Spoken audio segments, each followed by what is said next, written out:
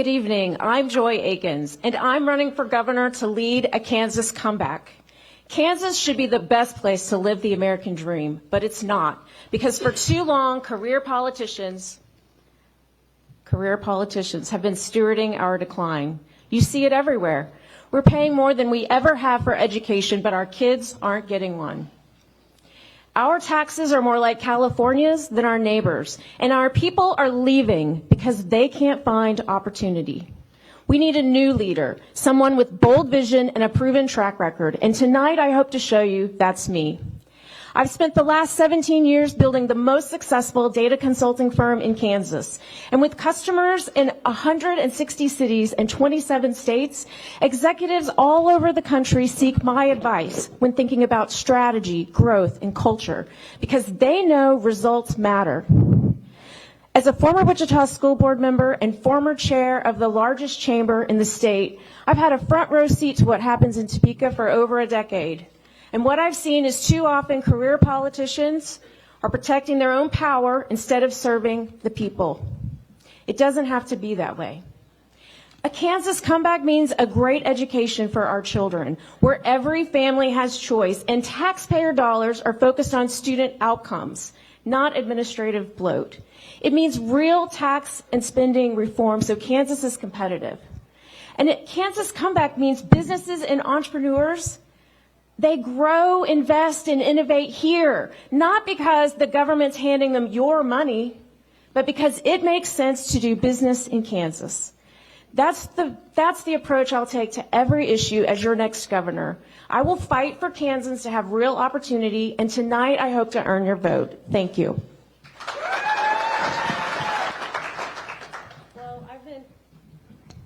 I've been talking to Kansans from all over the state about their property taxes, people like the Riedels from Ellis who've joined us here tonight. You know, these are hardworking people who are following the rules and then opening their appraisal statement and getting a total shock because appraisals have become a backdoor tax increase for too many families. So listen, I'm really excited tonight because we're releasing our property tax reform plan tonight. And after the debate in our party right next door, you can go and get a copy of that. And we'd love to talk about it some more, but it does three things. First, it makes appraisals fair and predictable. We're not going to cap it at 3%. What if inflation is less than that? That's what it should be, because families shouldn't get a double-digit increase when the house down the street sells. We're going to put homeowners back in charge and put the burden of proof on government. Appraisers should have to show their work when they increase your home value. And what is with requiring people from liberal Kansas to pack up and go to Topeka in order to have their appraisal appeal heard? That doesn't make sense, so we're going to move them regionally. And third, we're going to create property tax relief funds. Look, these are fueled by growth at any local government, because the government shouldn't automatically grow its funds just because they're growing. They should put aside some of that money to buy down the taxes for people like seniors, veterans, and working families. So that's in our plan. Well, I'm happy to talk about it some more, and I look forward to it. Thank you. Thank you very much. Thank you. I'll just start by saying the fact that the career politicians on the stage think Trump is a career politician, and that's why we're all excited, and that's why you get anything done. That's clearly not true. Listen, I've been very outspoken about the Chiefs deal, but it's not just the Chiefs deal. It's not just, which is the most lopsided stadium deal in the history of our country, and other states are pointing to it going, we don't want to be like that.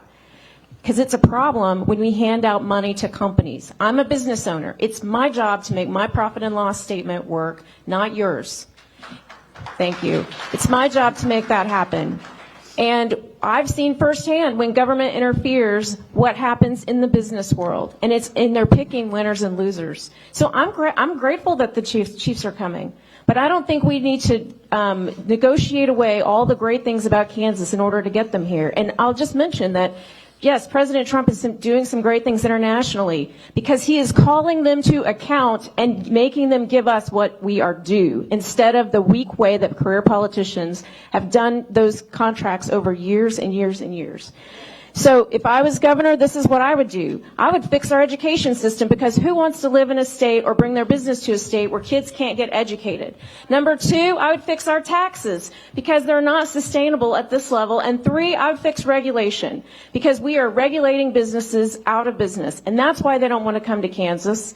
Those are the reasons they're not coming, and states that have done that with their governors have seen incredible things happen. Thank you. Hopefully we'll get to talk about education some more. Thank you. Thank you very much. Well, Ty's right. If you're going to take the money from the federal government, there's going to be strings and there's going to be oversight, and you should be handing the data over. And if you're a data person, and you read her excuse for not turning it over, you know that it's just one more example of how she's trying to hide how badly she's handling our state. And the fact that the example of KDHE that you mentioned, I mean, I watched this firsthand during COVID. I did a lot of data work in the state during COVID to fight to get the state open. And KDHE kept turning over data that was wrong, incorrect, and she was making decisions based on that were hurting small business owners so badly that, in fact, once I had to go talk to the legislature, testify about how bad her data was and what a trend looks like. And 2 hours later, after she heard the testimony, she opened the state back up. That's right. I got Laura Kelly to open the state back up during COVID to help small businesses. Friends like Jacob Wayman, who just bought a gym that was closed down. That's what she was doing. And it's not just there. Think about all the money stolen from us as Kansans. Where did that money go? Why did we end up paying for it? We just took ARPA money and stuck it in there like that's just some other money. No, that's your money and my money. You know, I love when career politicians talk about money like it comes from different places. No, it's your left pocket, your right pocket, and your purse. That's your money. Where was the oversight to see what happened in those systems? Under an Eakins administration, that's not going to happen. We're going to run the state correctly. Not like a business, that would be naive, but we're going to run the state correctly. Thank you. Thank you very much. If you're a Kansan and you know anything about the history of Kansas, all you need to know about how we have judges today is that it's called the Missouri Rule. It's a terrible way to select judges. And I'm really thankful that we're going to get a chance to vote on that, because our judges we elect judges all the time. We elect judges in Sedgwick County all the time. It's the best way to get the best people, and they should be accountable to the people of Kansas. And thank you. I think if you think about how often they've been overturned, you know this, you've seen it, it's over 80% of the time. But all you have to do is think about the Carr brothers, who are in the news again for 25 years or more after brutal murders and rapes. They're still waiting. The families are still waiting for justice, because the justice system in Kansas and the Supreme Court does not reflect the values of Kansans. So I definitely support it, and I'm hopeful that we can get it across the line in the primary at the same time you're voting for me. Thank you. Thank you. Sure. Well, whenever anyone starts talking about their record, I say look at the data. Our kids have dropped to number 40th in our country, while Mississippi's gone from 50 generationally to 4.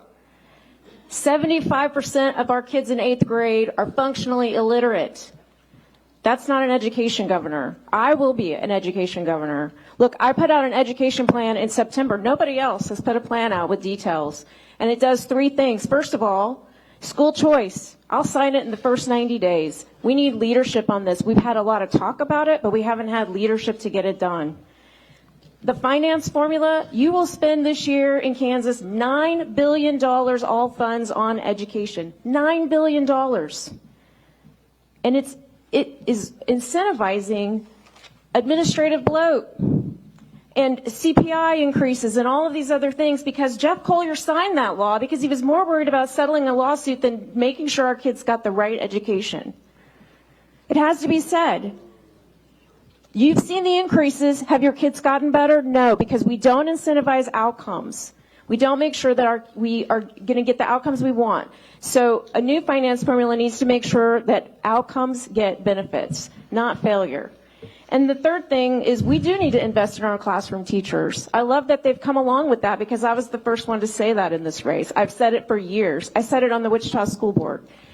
Classroom teachers in other states get real meaningful bonuses. All right, thank you. Thank you. Thank you very much. Well, this will surprise everybody. I actually agreed with them down there. So we agree on something.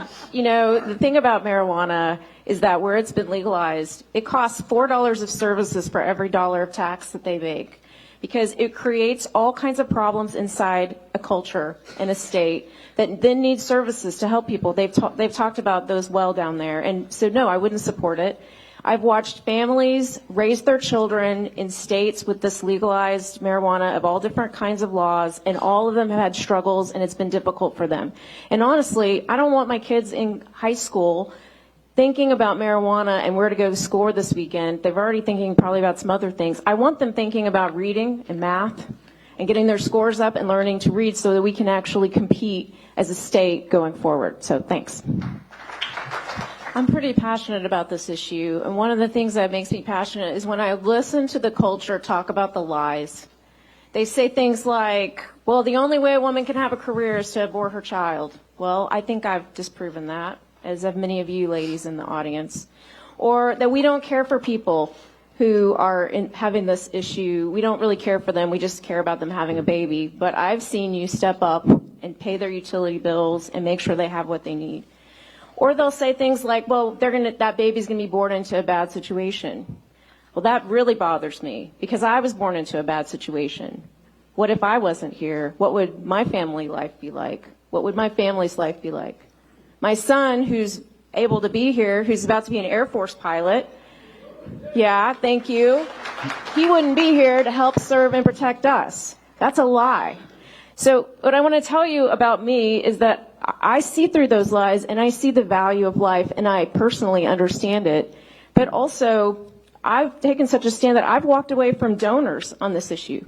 I had a donor tell me, well, you think you'll get votes with that? I'm like, I probably will lose votes for that. And he said, well, I'm not going to give you any money. And I'll just tell you that that person gave money to someone on this stage. So there you go. I will never capitulate on this issue. And I'm going to also mention, it concerns me that there are rumors out there in the federal government that we're considering taking the Hyde Amendment and getting away from it. Thank you. Well, we agree again, Senator. That's great. I'm thankful that President Trump closed the borders too, because if you look at what was happening to women and children coming across those borders and the way they were being trafficked, it's a travesty. We have borders for a reason. And frankly, I have a lot of friends who've been trying to get their families here legally for decades. And all of those other people are jumping their line. But look, when you look at so we're a nation of laws, and we need to hold those laws up. And I'm really excited happy that KBI signed an agreement with the federal government to work with them. I think the Kansas Highway Patrol could do the same. But when you look at Minneapolis, what you see, if you're a leader, what you know is you need to have enough heat in the room to make change, but not too much that turns into what's happening in Minneapolis.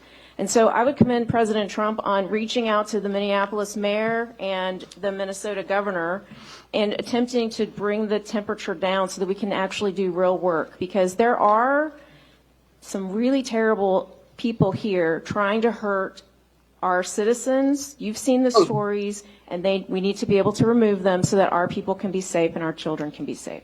Thank you. Thank you very much. Well, as a businesswoman, I always think innovation is great, and giving entrepreneurs an opportunity to innovate is a wonderful thing, but they should be responsible about it. We have a lot of rural communities that are very upset about what's happening in their communities with some of the wind farms and the solar farms and the noise that they're creating and the agricultural land that they're pulling out. And we need to make sure that we are responsible about that, because Kansas feeds the world. And I agree. We should not be giving out special treatment to any business. And so when I think about deals like what was made for Panasonic, they're going to get cut rate energy deals. That was probably part of the big quiet deal they all negotiated. And the rest of us are going to get stuck with the bill for that. All of our businesses, all of our homes, we're the ones that are going to get stuck with that bill. Because this is what happens. We say we don't want special treatment for energy, but there are energy groups that have given a lot of money to people on this stage, And they're beholden to those groups, and so they make these deals for things like electricity that create problems for us. They're going to do the same thing with data centers. Data centers, if you look at Arizona and you talk to people in Arizona, they're going to tell you data centers don't bring in a lot of new employees, and they use a lot of natural resources like water and electricity. I'm not saying data centers are a bad thing. I use data centers in my business, but I don't think the government should be underwriting a data center. I think that the data center should make sense of its own books. Thanks. Sorry, I heard you say that, but I was still sitting here thinking about, is the standard for governor that we know where the bathroom is in the Capitol? Because I think a lot of us might make it there. But seriously, tonight, as we close, we're at a crossroads. We can select a career politician who will continue to steward our decline. We'll watch our children fall further behind. We'll see our taxes keep going up. And we'll see our friends and family leave this place we love. Or we could choose a Kansas comeback. Look, I'm running for governor because I love Kansas. And I believe in the spirit and the grit of our people. But the Kansas comeback has never been about Joy Eakins. It's about you and your children and your grandchildren and what kind of state will they inherit. It's about building a state where every family has a future and an opportunity and a reason to stay.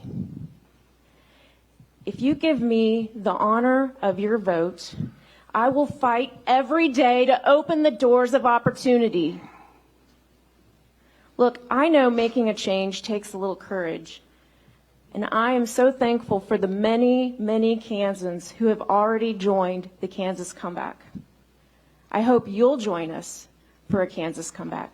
Thank you, and God bless. Thank you very much.